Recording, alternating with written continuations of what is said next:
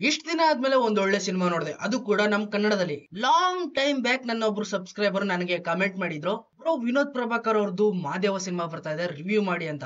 ಅದ್ರ ಜೊತೆಗೆ ಇನ್ನೊಂದ್ ಮಾತು ಕೂಡ ಹೇಳಿದ್ರು, 2025-26 ಕಳೆಯೋ ಅಷ್ಟರಲ್ಲಿ ವಿನೋದ್ ಪ್ರಭಾಕರ್ ಅವರು ನೆಕ್ಸ್ಟ್ ಲೆವೆಲ್ ಕೊಟ್ಟೋಗಿರ್ತಾರೆ ಅಂತ.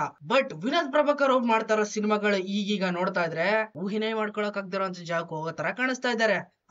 ಈ ಸಿನಿಮಾ ನೋಡ್ತಿದ್ದಾಗೆ ನನ್ಗೆ ಇನ್ನೊಂದ್ ಸಿನಿಮಾ ನೆನಪಾಗೋಯ್ತು. ದರ್ಶನ್, ಉಪೇಂದ್ರ, ರಾಧಿಕಾ ಇವರೆಲ್ಲ ಒಟ್ಟಿಗೆ ಆಕ್ಟ್ ಮಾಡಿರುವಂತ ಅನಾಥರು ಸಿನಿಮಾದಲ್ಲಿ ಉಪೇಂದ್ರ ಅವರ ಕ್ಯಾರೆಕ್ಟರ್ ಯಾವ ರೀತಿ ವಿಚಿತ್ರವಾಗಿರ್ತದೋ ಅದೇ ರೀತಿ ಈ ಸಿನಿಮಾದಲ್ಲೂ ವಿನೋದ್ ಪ್ರಭಾಕರ್ ಆಕ್ಟ್ ಮಾಡಿದ್ದಾರೆ. ವಿನೋದ್ ಆಕ್ಟಿಂಗ್ ಸೈಕ್. ಇದಕ್ಕೆ ಹೇಳ್ತಾರೆ ಪ್ಯಾನ್ ಇಂಡಿಯಾ ಸಿನಿಮಾ ಅಂತ.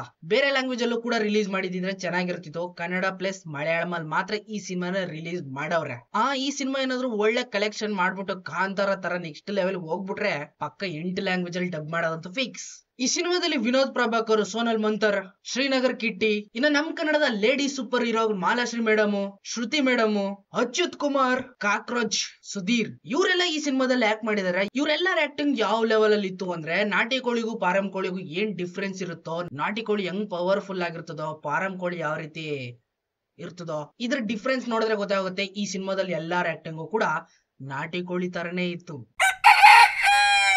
ಇಲ್ಲಿ ನಮ್ ಮರಿ ಟೈಗರ್ ಮಾದೇವ ಜೈಲೊಳಗಡೆ ಕೆಲ್ಸ, ಗಲ್ ಶಿಕ್ಷೆ ಆಗಿರೋರ್ನೆಲ್ಲ ನೇಣ ಹಾಕೋದು, ಬರ ದುಡ್ಡಲ್ಲಿ ಎಣ್ಣೆ ಹೊಡೆಯೋದು, ಪ್ಲಸ್ ಮೆಂಟಾಲಿಟಿ ಅನಾಥರು ಸಿನಿಮಾದಲ್ಲಿರುವಂತ ಉಪೇಂದ್ರ ಅವ್ರ ತರ ಕ್ಯಾರೆಕ್ಟರ್ ಇರ್ತದೆ ಈ ಸಿನಿಮಾದಲ್ಲಿ. ಇನ್ನ ಸೋನಲ್ ಅವರು ಇವನ್ ಜೀವನದಲ್ಲಿ ಯಾವ ರೀತಿ ಎಂಟ್ರಿ ಕೊಡ್ತಾರೆ, ಏನಕ್ಕೋಸ್ಕರ ಎಂಟ್ರಿ ಕೊಡ್ತಾರೆ, ಇವನ್ ಲೈಫ್ ಒಳಗಡೆ ಎಂಟ್ರಿ ಕೊಟ್ಮೇಲೆ ಯಾವ ರೀತಿ ಎಲ್ಲ ಚೇಂಜ್ ಆಯ್ತಾನೆ, ನೆಕ್ಸ್ಟ್ ಇವ್ರಿಬ್ರು ಫ್ಯೂಚರ್ ಏನು ಅನ್ನೋದೇ ಈ ಸಿನಿಮಾದ ಫುಲ್ ಸ್ಟೋರಿ. ಅಷ್ಟೊಂದೇನು ಹೇಳಿಲ್ಲ ಅಲ್ಲ, ಸ್ಟೋರಿನ ನೀವು ಊಹೆನೆ ಮಾಡ್ಕೊಂಡಿರ್ಬಾರ್ದು. ಆ ಲೆವೆಲ್ ಅಲ್ಲಿ ಸೂಪರ್ ಆಗಿ ತೆಗ್ದಿದ್ದಾರೆ ನವೀನ್ ರೆಡ್ಡಿ ಬಿ ಅವರು. ಸಿನಿಮಾದಲ್ಲಿರುವಂತ ಒಂದು ರೊಮ್ಯಾಂಟಿಕ್ ಆಗಿರುವಂತ ಒಂದು ಸಾಂಗ್ ಮುತ್ಕೊಡೋ ತರ ಇತ್ತು, ಅಷ್ಟೇ ಸ್ವಲ್ಪ ಡಲ್ ಆಗು ಇತ್ತು. ಬ್ಯಾಕ್ ಗ್ರೌಂಡ್ ಮ್ಯೂಸಿಕ್ ಅಲ್ಲೂ ಕೂಡ ಆಕ್ಷನ್ ಸೀಕ್ವೆನ್ಸ್ ಆಗಿರುವಂತ fight scene background music ಸ್ವಲ್ಪ ಡೈನಾಮಿಕ್ ಆಗಿ ಕೊಟ್ಟಿದ್ರೆ ಇನ್ನೂ ಪರ್ಫೆಕ್ಟ್ ಆಗಿರೋದು. ಬಟ್ ಓಕೆ, ಪರ್ಫೆಕ್ಟ್ ಆಗಿದೆ background music. Special appearance ಆಗಿ ಮಾಲಾಶ್ರೀ ಮೇಡಮ್ ಅವರು ಎಂಟ್ರಿ ಕೊಡ್ತಾರೆ ಪೊಲೀಸ್ ಆಫೀಸರ್ ಆಗಿ ಈ ಸಿನಿಮಾಲು ಕೂಡ. ಹಿಂದೆ ಬಂದಿರೋ ಕೆಲವೊಂದಷ್ಟು ಸಿನಿಮಾಗಳು ಪ್ಲಸ್ ಇದನ್ನು ಸೇರಿ ಮಾಲಾಶ್ರೀ ಮೇಡಮ್ ಅವ್ರ ವಾಯ್ಸ್ ಅವರೇ ಸ್ವತಃ ಡಬ್ಬಿಂಗ್ ಮಾಡ್ತಾವ್ರೆ, ಅದಕ್ಕೋಸ್ಕರ ವಾಯ್ಸ್ ಪರ್ಫೆಕ್ಟ್ ಆಗಿ ಮ್ಯಾಚ್ ಆಗ್ತಲ್ಲ.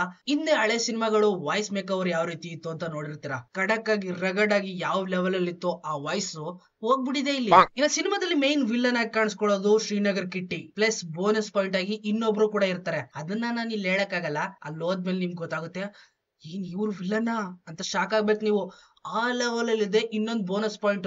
ಪ್ರತಿಯೊಬ್ಬ ವ್ಯಕ್ತಿ ಒಳಗಡೆನು ಕೂಡ ಒಂದೊಂದು ಸ್ಟೋರಿ ಕನೆಕ್ಟ್ ಆಗ್ತಾ ಬರುತ್ತೆ ಪ್ರಭಾಕರ್ಗೆ, ಐ ಮೀನ್ ವಿನೋದ್ ಪ್ರಭಾಕರ್ಗೆ, ಟೈಗರ್ಗೆ. ಇದನ್ನೆಲ್ಲ ಪಕ್ಕಕ್ಕಿಟ್ಟು ಶ್ರುತಿ ಮೇಡಮ್ ಮೇಲೆ ಒಂದ್ ಸ್ವಲ್ಪ ಫೋಕಸ್ ಮಾಡಿದ್ರೆ ಇವ್ರ ಆಕ್ಟಿಂಗ್ ಈ ಸಿನಿಮಾದಲ್ಲಿ ನೆಕ್ಸ್ಟ್ ಲೆವೆಲ್ ಅಲ್ಲೇ ಬಂದ್ಬಿಟ್ಟಿದೆ.